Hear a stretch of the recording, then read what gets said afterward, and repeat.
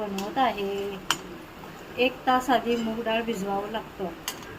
भिजल्यानंतर त्याचे पूर्ण पाणी निथळून काढून पुन्हा मिक्सरला बारीक ग्रेव्ही करून घ्यायचं. मिक्सरमध्ये बारीक करत असताना त्यात 3-4 लसणाच्या कुड्या, 4 मिरच्या असं घालून ते बारीक ग्रेव्ही करून घ्यायचं.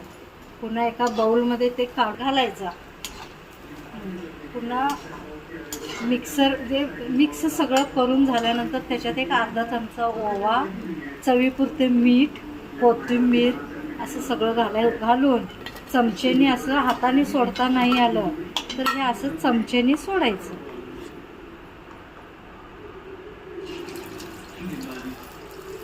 हे असं चमचेने सोडायचं. तेल गरम व्हावं लागतं म्हणजे पट कसं भजी तयार होतात, तळून निघतं चांगलं.